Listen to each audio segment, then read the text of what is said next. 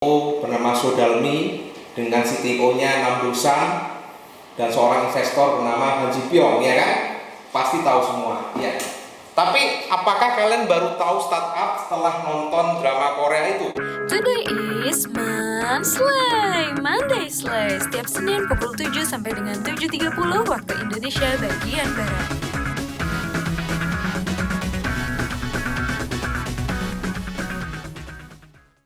Assalamualaikum warahmatullahi wabarakatuh. Semangat pagi. Ya, jumpa lagi di Monday Slay SMK Telkom Sidoarjo. Kali ini Pak Rahmat akan membawakan tema tantangan dan peluang lulusan SMK di era digital.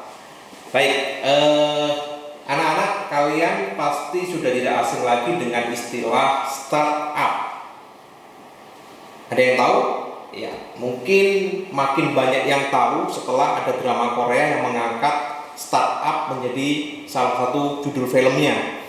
Ya, mungkin kalian sudah melihat di situ ada seorang CEO bernama Sodalmi dengan CTO-nya Namdosan dan seorang investor bernama Han Ji Pyong, ya kan? Pasti tahu semua, ya. Tapi apakah kalian baru tahu startup setelah nonton drama Korea itu atau mungkin sudah tahu sebelumnya? Karena konon startup ini sebenarnya sebuah perusahaan rintisan yang dikembangkan oleh SDM yang terbatas, biasanya menciptakan produk-produk digital, produk-produk teknologi yang pasarnya sangat luas, pasarnya bisa seluruh dunia, sehingga peluang untuk berkembang pesatnya sangat tinggi.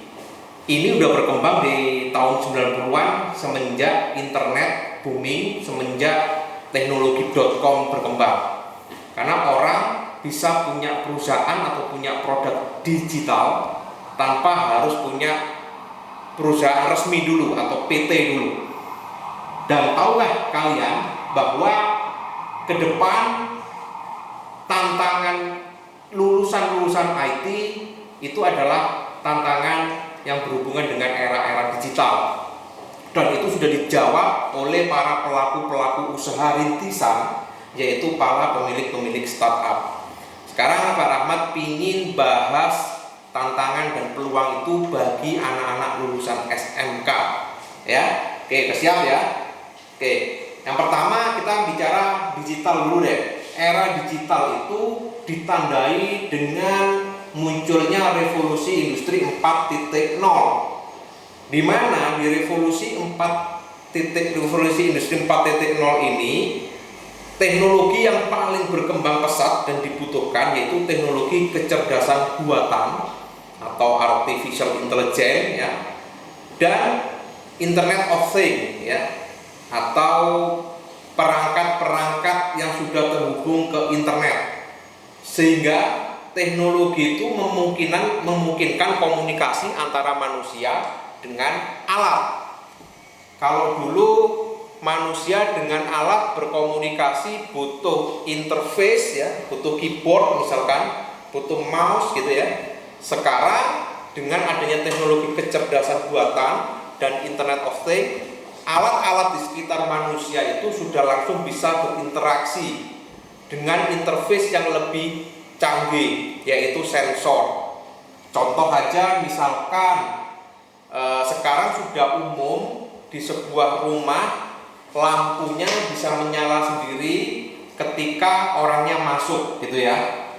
Atau di sebuah rumah sudah umum ketika rumah itu pintunya dibuka, maka yang punya ketika berada di kantor langsung dapat informasi di HP-nya. Karena semua perangkat-perangkat itu sudah terkoneksi ke internet dan semuanya punya sensor sebagai interface-nya, dan ditambahkan dengan kecerdasan buatan membuat mereka mampu mengambil keputusan sendiri sesuai dengan keinginan pemilik. Nah, siapkah kalian untuk menghadapi tantangan itu? Mari kita bahas lagi. Nah, tantangan dari revolusi 4.0 ini tentu yang paling besar adalah di SDM, sumber daya manusia.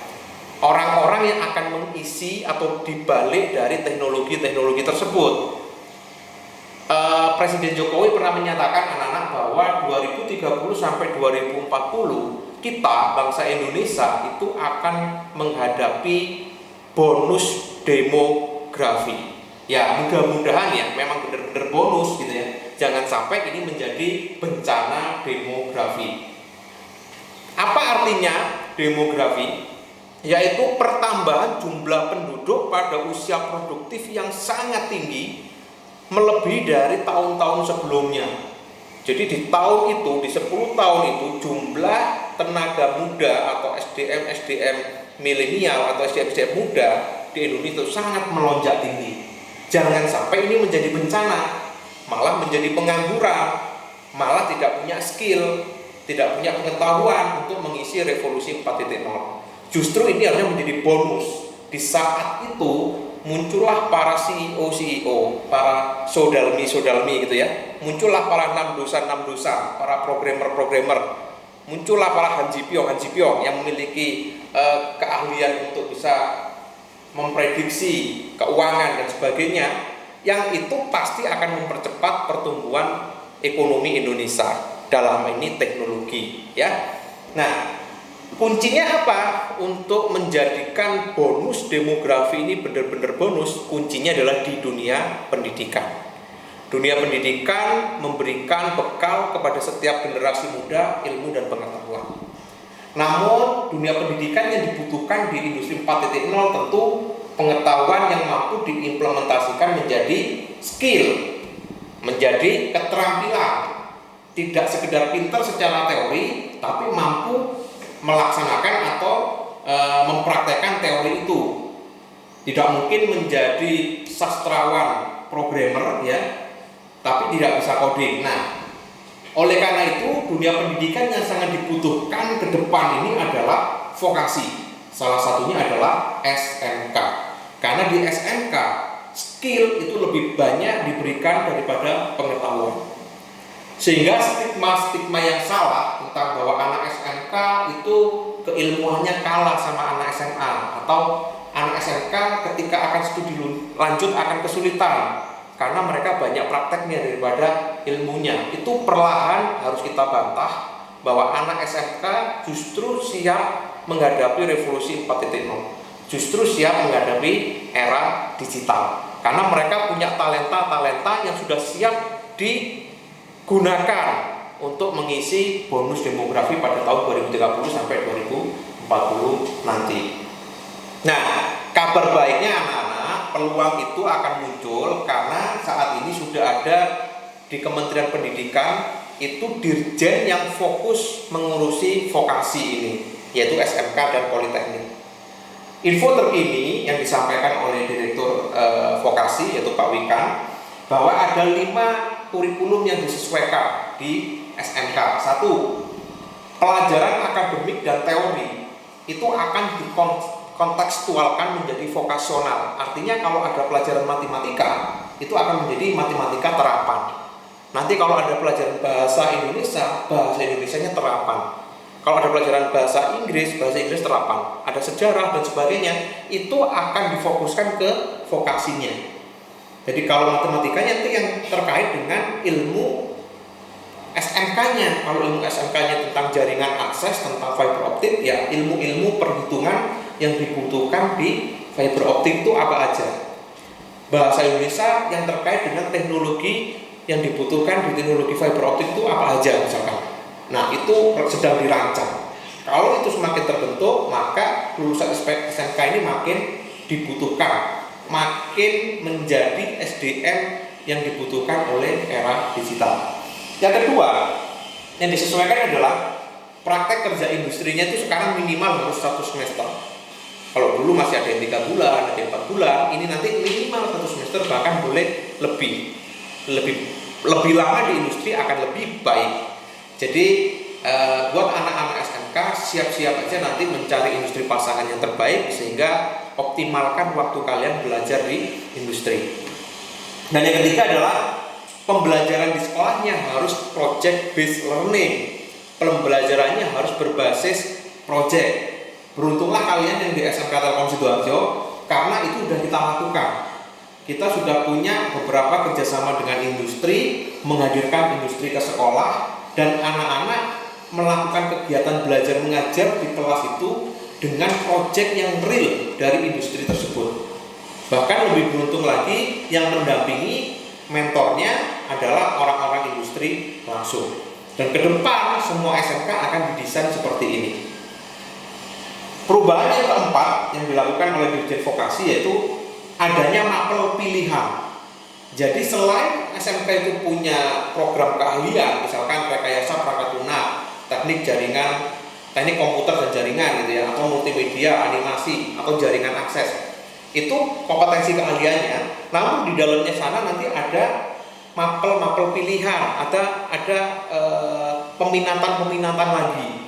Bisa di bidang digital marketing, bisa di bidang desain, UI UX dan sebagainya. Dan luar biasanya lagi, itu sudah dilakukan di SMK Telkom Sidoarjo. Bagi anak-anak kelas 11, 12 mungkin sudah mengalami ya.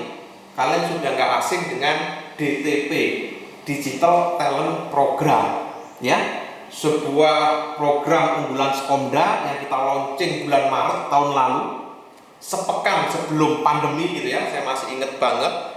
Itu adalah program kerjasama dengan startup lokal di Surabaya dan Sidoarjo untuk menciptakan satu kurikulum baru di mana siswa diberikan kebebasan memilih satu peminatan lagi.